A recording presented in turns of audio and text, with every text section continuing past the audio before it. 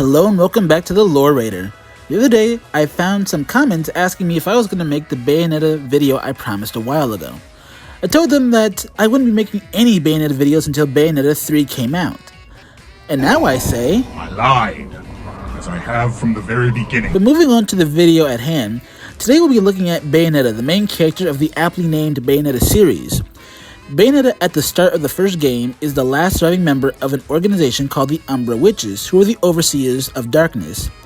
With her assortment of devil-crafted weapons and her pact with the various demon pack partners, Bayonetta fights through the forces of Paradiso to find the truth of her clouded memories.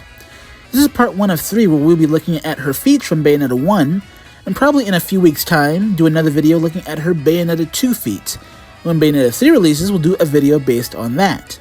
Without further ado, let's dance, boys!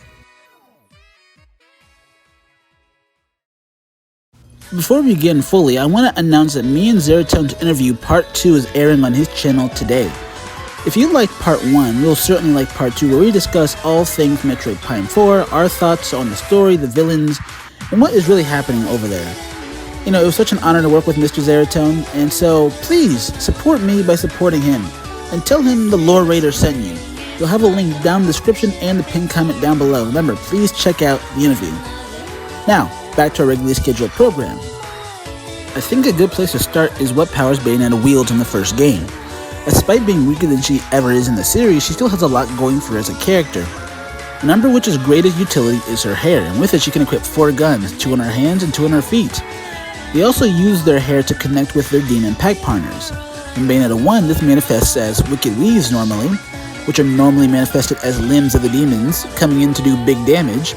Bayonetta can also use her hair to summon them into the human world to finish off her opponents. Kinda like this.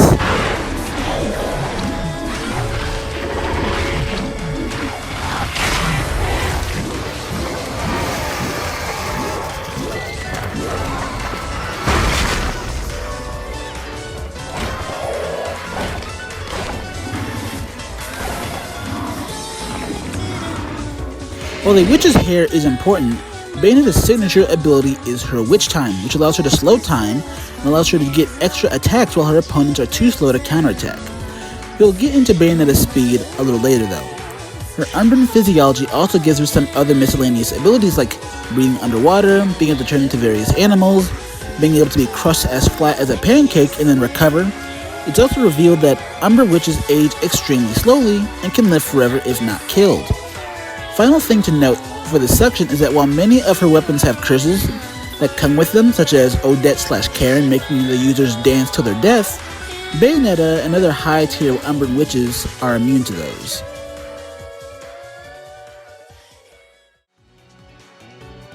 Now let's start with her strength-based statistics like lifting strength, attack potency, and durability. Now at a casual glance, you may think Bayonetta's like car level because her wicked weaves did pick up a car and such. But that's not correct. Bayonetta is just as broken in her own universe as she was back in the Smash 4 meta that she completely obliterated. I won't bury the lead, so let's get right into the heavy-hitting feats, shall we?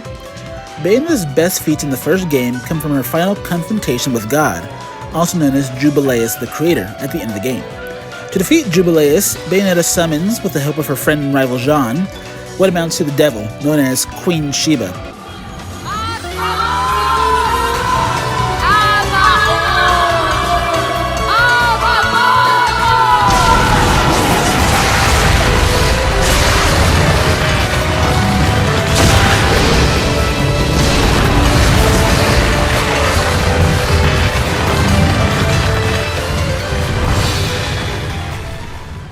Hell, in Infinite Reality, is a manifestation of Queen Sheba's body, and Bayonetta can lift half of the infinity that is Queen Sheba's weight, which is infinity with her hair.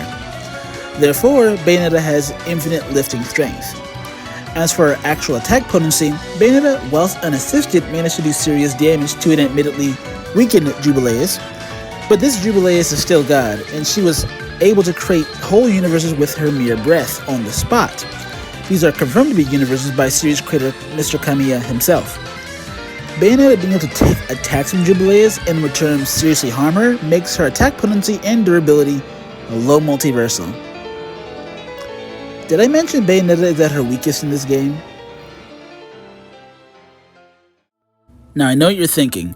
Surely Bayonetta's gonna make up for her absurdly high power level by simply being slow as dirt, right? Right, my old chummy YouTuber No. Now, Bayonetta was easily gonna be at least light speed, given how she literally, in the first mission after the prologue, dodges a pillar of light, which is light speed obviously. However, Bayonetta's true feats of scaling don't come from the pillar, they don't come from her rival witch Jean, they don't come from the god Jubileus, they don't even come from my man Luca. No.